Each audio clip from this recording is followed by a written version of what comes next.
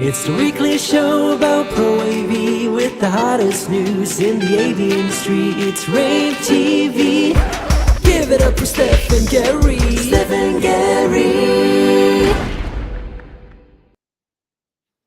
Well, only Gary actually right this very moment, because Steph is actually live at Enterprise Connect in Orlando, and I'm going to send you to her in a moment. But before I do, I have a few stories to cover, and I also want to explain to you what we're doing today, because this is a different kind of rAVe TV episode. We've been doing rAVe TV for almost 4 years now, and everything's popping around on my screen. I have to find out where I am. We've been doing rAVe TV for almost 4 years now, and we have a internal focus, obsession, I should say. Maybe that's a better one. Obsession to help grow the industry. And we know that the best way to grow the industry is to bring more end users, bring more users of AV, introduce AV digital signage and UC to people who need it, but they don't know that they need it. People in the government, people in healthcare, people in the advertising industries, for example, people in manufacturing, hospitality. These are all markets that we're targeting to help grow the industry, because a lot of people just don't know that this stuff exists. You know, you go to a hospital, there's a lot of technology at a hospital, but not a lot of AV technology in the hospital, not a lot of UC technology. But here we have telemedicine changing the way that people are interacting with their healthcare provider.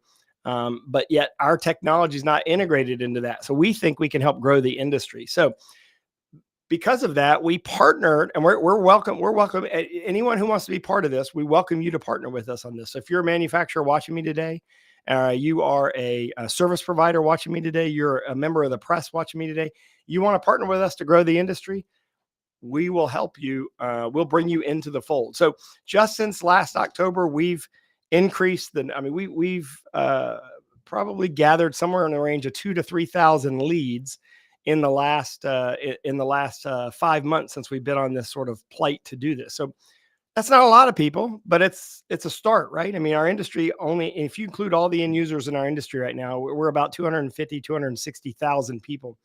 So we've increased the industry size about 1% with what we've done so far, but we have a long way to go. So we want your help. We want you to partner with us.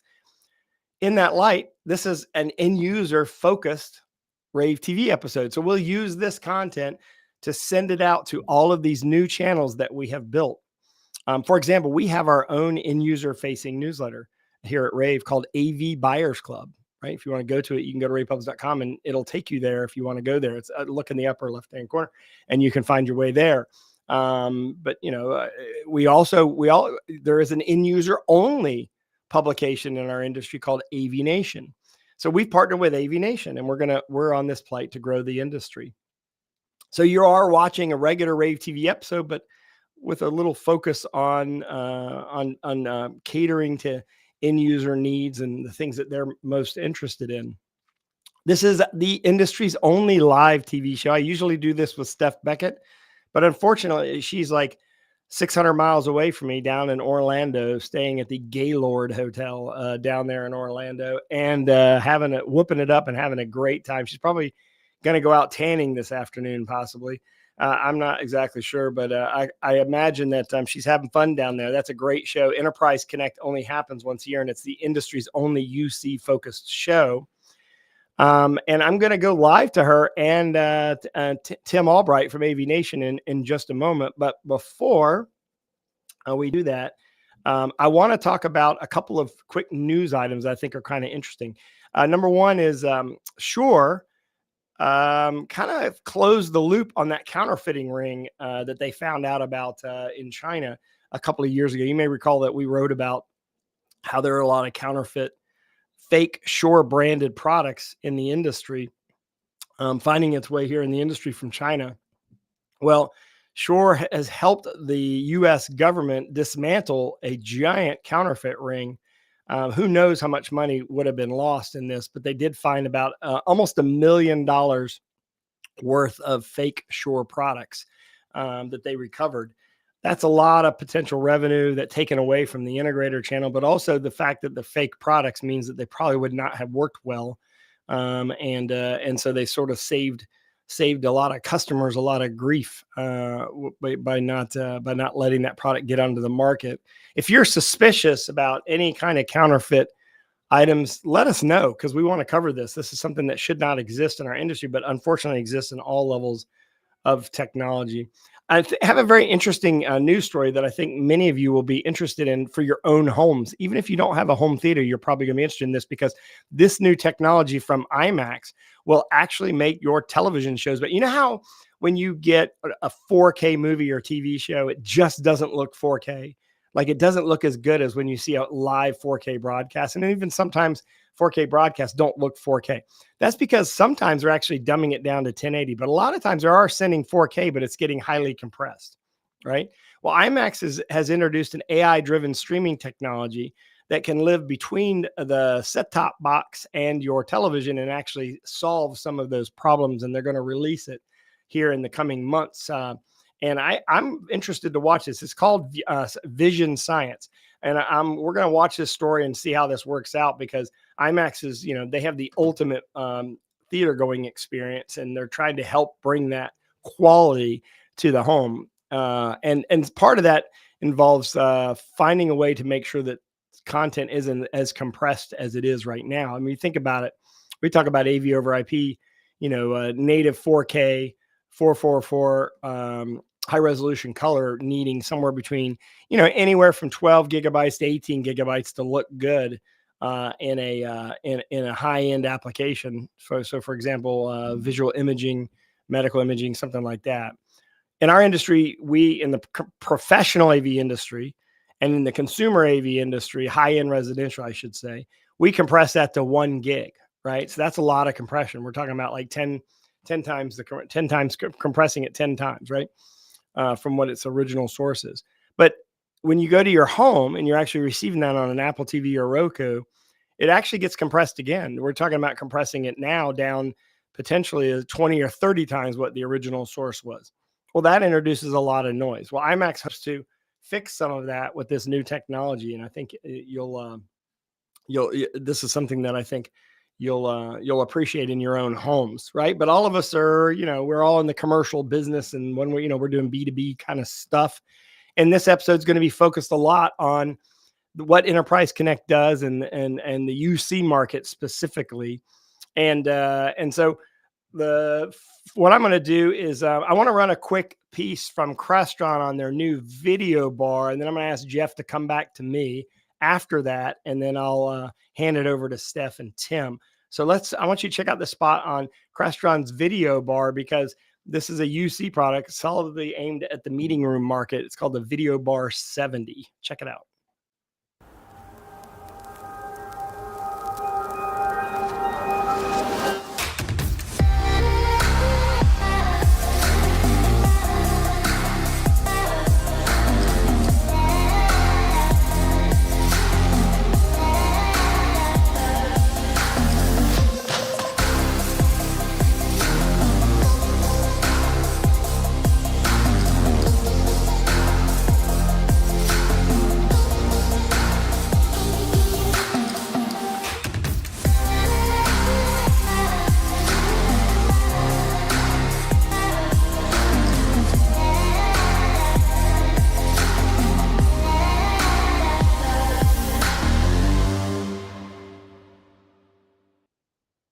All right. So if you are doing meeting rooms, so you're interested in adding meeting spaces to your facility, the easiest way to do that is to drop a video bar in, because it's an all-in-one solution. It's a microphone, it's a speaker, it's a camera, and we have now AI-based intelligent audio on the edge. Crestron's doing that with the Video Bar 70. There's a lot of companies in that segment of the market, and all of them are down at Enterprise Connect. That's where Tim and Steph are. So we're going to send you directly down to Steph and Tim on the show floor right now at Enterprise Connect. Steph, take it over, and then come back to me, Jeff, if you will, because I have some more stories to do before we end the day.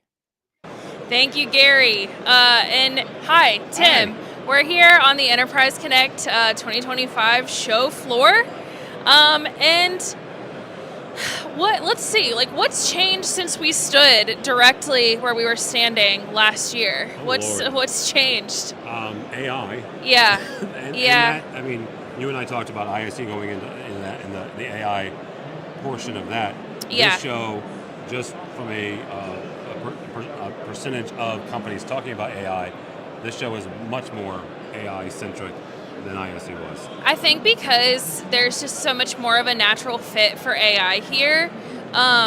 I think that it's so much easier to integrate it into your contact center as a service solution, into whatever you see software that you're bringing to this show than it might be just in any type of AV. So I think that's what naturally makes AI such a big theme at this show. But you're not kidding. Literally, probably everyone here is showcasing some sort of AI. You went to the keynote this morning, Zoom's keynote. Yes. Tell me what they covered there. So they covered a handful of the customer service stuff. They have I've learned a new phrase this week. Yeah. Agentic AI. Yeah. Right? Yeah. And Steph is in love with that term, by the way. I think she's going to get like a necklace that says agentic. But it is the next evolution of AI.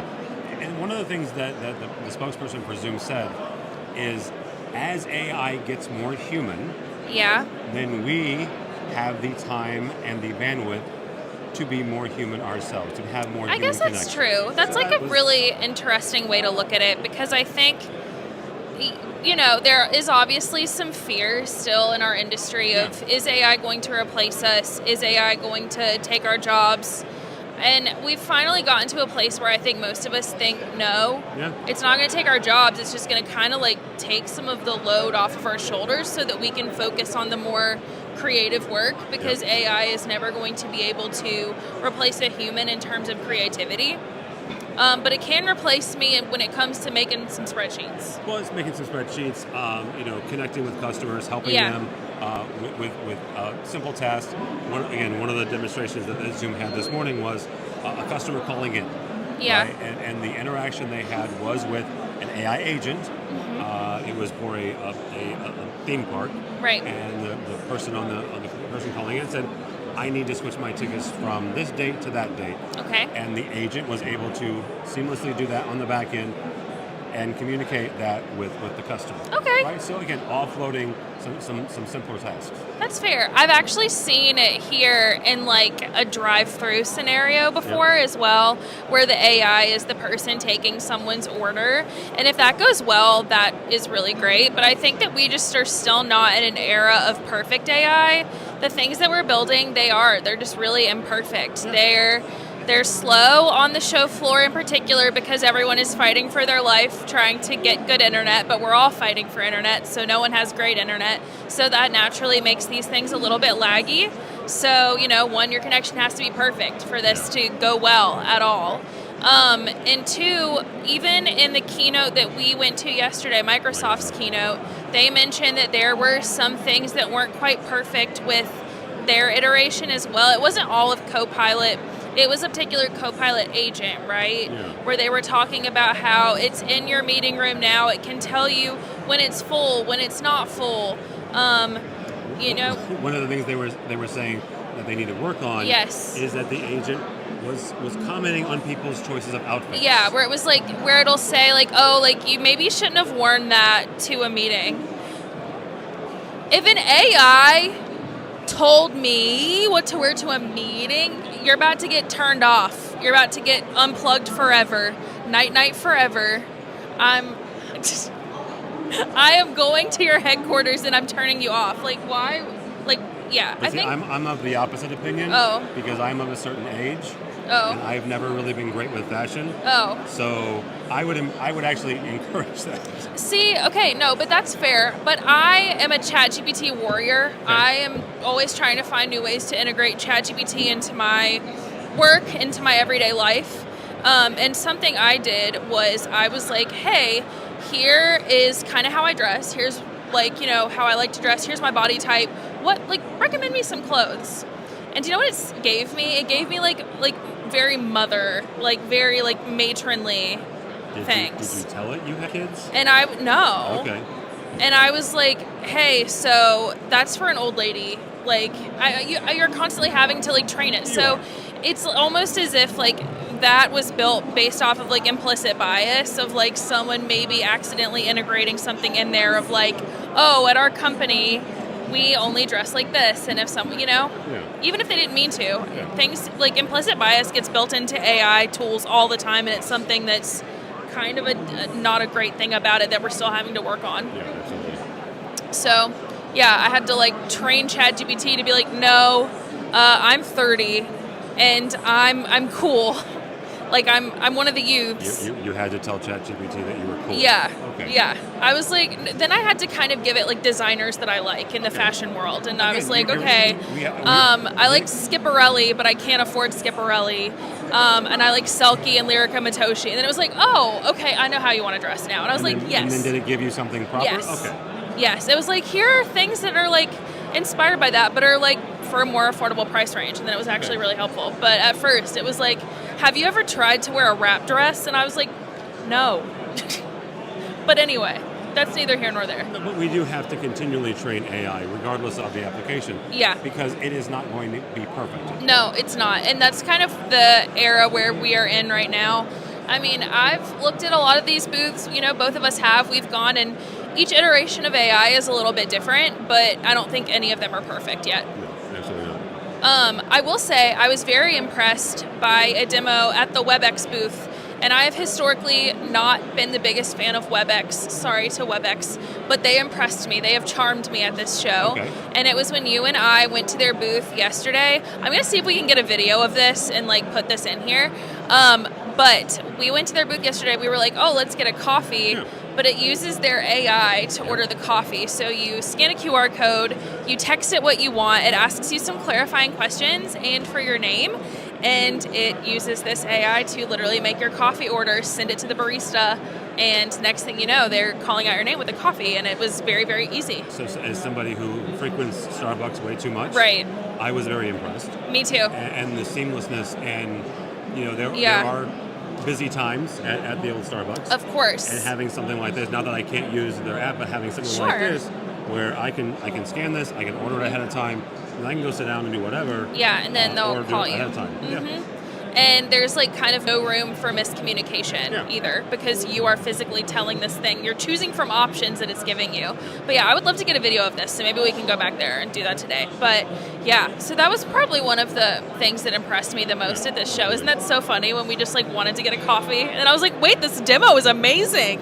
Because it ends in coffee. Yeah. Yeah. The other thing I would say is you and I both spent time at Zoom's booth this week. And their integration into the AV space is really interesting, because they're bringing in traditional AV, a little bit of traditional broadcast, and really showing off how you can craft and create demo rooms, how you can craft and create upscale meeting rooms using Zoom spaces and Zoom rooms for those experiences. And the great thing about this was they were very production focused about it too, and that was previously a problem for me with Zoom, is if you wanted to do live production or even recorded production and go live, like, not fake live production even, Zoom was historically like a little bit difficult to do that with. But I think this new integration is really great, because you're in your own ISO feed. And that was historically kind of the problem. So that's a big one. That's a huge one. And we got to spend some time with Shure. Last year, you and I got to talk with Shure because they had just released their new MXW wireless Next 2. This year, they basically doubled and quadrupled that to with Next 4 and Next 8. Yep. And both of those products are really, really fantastic. They're basically the same thing, same concept. It's just like more can be docked at one time, right? Yeah. So, and then they came out with a gooseneck option. Yes. And as well as they still have the belt pack, they still have the handheld, and then they still have the boundary mic, but now they have a gooseneck as well. And the one thing about the 4 and the 8, I believe the 2 as well, you can daisy chain those to stay on the same network, right? So as an IT director, you only have to have one drop for that room, and the entire suite of microphones can be seen by whatever management platform you have. Yeah, I would say that is probably the most impressive, or one of the most impressive products I've seen here in terms of like things that end users are going to find interesting. Yeah. But I was pleased with Sennheiser as well, because we were together. We went over there and we looked at their TCCM ceiling tile microphone. So the TCCM is like smaller than the TCC2. And people's problems with it were that it was smaller, and also the Sega problem with it was that it was round, and people want to just pop it into the place of where the ceiling tile was, so it being round was kind of a problem. Well, now they built like a cover for it so it can still go into that ceiling tile. So I thought that was, Sennheiser's actually really great about listening to their customers in that way, and so I respect the hell out of that. Yeah, absolutely. So is there anything else that impressed you? Well, this show is, I'm not going to say slower. It is a slower pace than Infocom or ISE. For sure. But one of the things that the vendors continually said, both yesterday and today, is that the connections that they make are very important, right? They evolve into long-term relationships. Mm-hmm. They evolve into meaningful conversations after the show. Yeah. So they may not get 1,000 booth scans. No, right? That's not the show for that. But the ones they get are very really good. Yeah. So this is not going to be a show where you get 1 million leads, but this is going to be a show where the leads you do get are really going to be valuable to you. So I think that is kind of what this show is about. And it's been good. Tim, it's been good doing this with you again. You too. So thank you guys for watching and kind of checking this out. We're going to go to a brief commercial break. When we come back, I'm going to give you just a brief walkthrough of what the rest of the show floor looks like. So hang on. Strong partnerships create exceptional experiences. Shure's flexible solutions provide extraordinary audio for all kinds of Microsoft Teams rooms, empowering everyone to be seen, heard, and recognized with quality audio that enhances AI tools, making it easy to know who is talking in a meeting. The standards of meetings have greatly evolved, which is why pairing clear and precise audio with a strong AI productivity tool like Microsoft 365 Copilot helps to accurately capture meeting content, generate summaries, plan next steps, and clear reports. But the very first step to getting it right is crystal clear audio, no matter the circumstances. Shure's innovation and world-class engineering continually adapts and anticipates customer needs in acoustically challenging spaces. Shure microphone array and DSP technology ignores non-speech sounds and even eliminates extraneous speech outside of the target area, enhancing the hybrid experience, delivering a better overall meeting experience and assisting with transcription accuracy. Shure solutions are expertly designed to provide effortless experiences with significantly reduced setup time and are supported by software monitoring, licensing, and provisioning. Shure delivers a complete ecosystem that brings certified quality devices to Microsoft Teams Rooms collaboration spaces. High-quality conferencing creates seamless and immersive meetings, keeping participants motivated and enhancing productivity for better decision-making and meaningful work. Shure and Microsoft provide innovative solutions for today's conferencing requirements. True understanding starts with extraordinary communication. Shure. Sound extraordinary. All right, I'm back, and I'm going to give you guys just a little bit of a walkthrough through the Enterprise Connect show floor. We're going to start over here at the Zoom booth. Zoom, like everyone else, is full in on AI right now. We have a product video kind of talking about the Zoom customer experience, but this is kind of utilizing its AI companion. They have some voice capabilities, they have some contact center capabilities, but I think that this is kind of an iteration of what I was saying last year about Zoom. Zoom wants to be all in. They want to be your everything. They want to be everything that you could ever use. So let's walk in here and go and look at a few of the things that I'm talking about. So here we go. Another little AI station over here. This one doesn't appear to be on, but this is kind of like they are all in on AI for retail, AI for healthcare, AI for finance services. This is kind of like leveraging their contact center as a service offerings to kind of like pull that in and make Zoom your answer to more than just meetings. Over here, they have a whole work platform, which is called Work Vivo.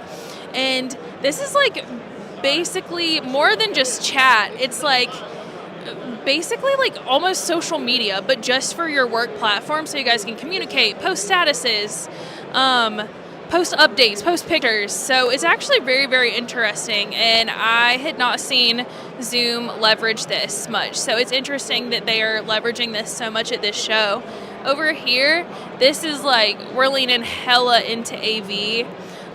So this is kind of utilizing Zoom in more of a broadcast setting, showing how they can pull from all these different cameras here, pull them into ISO feeds while having a meeting. And this is kind of going to be your very, very like production setup, because we're pulling from a Zoom room over here and over here, but a few of these people are also joining remotely. So, I had not seen Zoom used so much in a broadcast setting, and I think this is very interesting that they brought this to Enterprise Connect, and I think this is personally what I found the most interesting here at the Zoom booth. So let's continue on. We're going to kind of like walk through, look at a few of the show floor things. Some of these companies I am not incredibly familiar with. Some of these are a little more telecommunications than we, mostly cover in AV, but I found a lot of interesting companies here. So we're going to go over here to Shure's booth, because Shure has brought all of its new lineup of products. Shure came out with like 5 new things right before ISE, and they brought all of them here to Enterprise Connect. So, of course, some of those things are sitting out here. One of those is the new Microflex line of loudspeakers, and then we have our amplifier here as well. So yeah, this line is pretty new. It's kind of Shure getting into kind of a new market. Shure is audio, of course, but this pendant is brand new, and of course they have on-wall, in-wall options too. But I think it's kind of like Shure wanting to be your answer to every step of meeting room audio, from the mic to the speaker. So let's come around here and we can talk about the wireless Next. So Shure came out with the wireless Next 2. I think it was last year, but it feels like both yesterday and a long time ago. And this is kind of so this is the station. So like, say this is in a classroom, right? And you're a teacher. So this can be the teacher's microphone. Your teacher has a handheld mic. But say another teacher prefers the belt pack mic. So you can assign these to the teacher so that you're not sharing germs. And the teacher can take this one and put it into another dock as well. But the great thing about the wireless Next 4 is now there is a gooseneck option. So that's what these are over here. And then of course we have the boundaries as well as the option. So these are really, really cool, really fantastic, perfect for the classroom, perfect for the meeting room, really perfect for anywhere where you need to have a person giving a presentation. So shout out to Shure, they did a good job. Another thing I want to talk about while we're here, Shocks is really popping off in the meeting department, right? So a bunch of us have OpenComm 2 headsets, but these are brand new. These are specifically for me. She's putting them on his head now. They sit on a spot in your head where it doesn't hurt you. They sit right here on your cheekbone, so it doesn't give you fatigue after joining a lot of meetings, because I have not found a headset that doesn't hurt my head after a long time. I have a big head. I have a lot of knowledge. But this actually doesn't hurt you because it rests here instead of putting the pressure on the top of your head, which is really nice. And they're also bone conducting, so they don't like go in your ear or anything. But I thought it was about time that they came out with something so great for joining long-term meetings. But yeah, their kind of smaller version of this headset is the OpenComm 2, which they've had for a few years, and that's just kind of like a smaller one, but that you can also use if you like run or just like talk on the phone, and that one's pretty nice too. Let's go over here and look at ViewSonic. Excuse me. So, ViewSonic has one of my favorite products on the show floor. This is a 138-inch movable display. So yeah, you heard that right, 138 inches, but the great thing about it is that it can fold inward and you can take it through a regular sized door because the two flaps fold in, but you can't tell, it doesn't have like a weird bezel once it's open. It looks completely seamless. But of course it's got a control panel at the bottom, it's on wheels.